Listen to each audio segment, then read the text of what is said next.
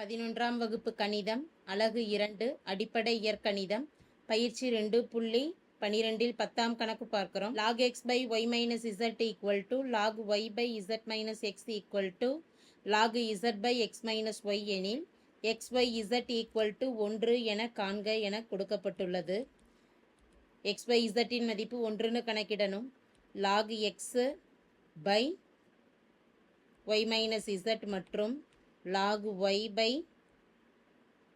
z minus x மற்றும் log z by x minus y ஆகிய மூன்று மதிப்புகளும் ஒன்றுக்கொன்று சமம் என்பதால் இந்த மூன்றையும் ஒரு மாறிலிக்கு சமமாக எடுத்துக்கலாம். இந்த மூன்று மதிப்புகளும் ஈக்குவல் டு கேன்னு எடுத்துக்கிட்டு தேவையான நிபந்தனையை நிறுவலாம். இதில் ஒவ்வொரு மதிப்பும் தனித்தனியாக கேக்கு சமம் என்பதால் முதல் மதிப்பு log x by y minus z equal to k அப்படின்னு எடுத்துக்கிறோம்.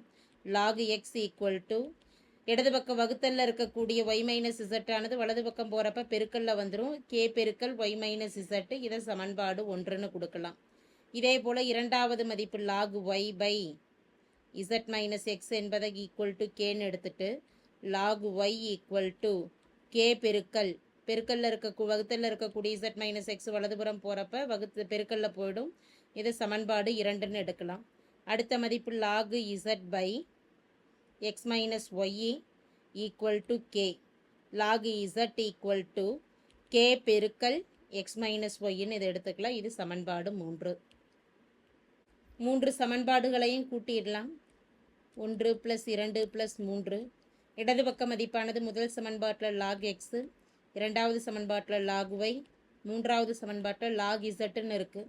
வலது பக்க மதிப்பு முதல் சமன்பாட்டில் k பெருக்கல் y minus z ப்ளஸ் இரண்டாவது சமன்பாட்டில் k பெருக்கல் z minus x ப்ளஸ் மூன்றாவது சமன்பாட்டில் k பெருக்கல் x minus yன்னு இருக்குது. லாகோட கூட்டல் விதியை இங்கே பயன்படுத்துகிறோம்.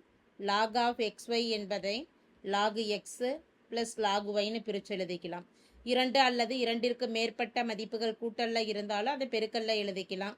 பெருக்கல்ல இருந்ததுனா கூட்டல்ல பிரித்து எழுதலாம். எனவே இடது பக்கத்தில் கூட்டல்ல log x plus log y plus log z என்பதை log of xy zன்னு எழுதிடலாம். வலது பக்க மதிப்பில் மூன்றுலையும் k பொதுவாக இருக்கிறதுனால கேவை வெளியில் எடுத்துட்டோம்னா முதல் மதிப்பில் ப்ராக்கெட்டில் y மைனஸ் z இருக்குது, இரண்டாவது ஒன்றில் z மைனஸ் x இருக்குது, மூன்றாவது ஒன்றில் x மைனஸ் ஒய்ன்னு இருக்குது. ப்ராக்கெட்டில் இருக்கக்கூடிய மதிப்புகளில் ப்ளஸ் ஒய் மைனஸ் ஒய் 0 ஆகிடும். Minus x plus x 0, minus z plus z 0 ஆகுது. மீதம் இருக்கக்கூடிய மதிப்புகளில் இடதுபுறமானது அடிமானத்தில் எந்த ஒரு மதிப்புகளுமே இல்லை. அடிமானத்தில் எதுவும் இல்லைன்னா log 10ன்னு இருக்கிறதா அர்த்தம். log 10 xyz equal to k பெருக்கல் 0. k பெருக்கல் 0 எனும் பொழுது மதிப்பு 0ற்கு சமம். இருபுறமும் லாகை கேன்சல் பண்ணுறோம். லாகை கேன்சல் பண்ணுறதுக்கு அடுக்கு எடுத்துட்டோம் அப்படின்னா, அல்லது லாகில் இருக்கக்கூடியதை அடுக்குக்கு மாற்றி எழுதுகிறோம் அப்படின்னா log 10 xyz ஈக்குவல் டு 0த்தில் எழுதுகிறப்ப 0ன்னு இருக்குது. இதை அடுக்கில் எழுதுகிறப்ப இதே அடிமான மதிப்பு தான் நமக்கு வரும் 10.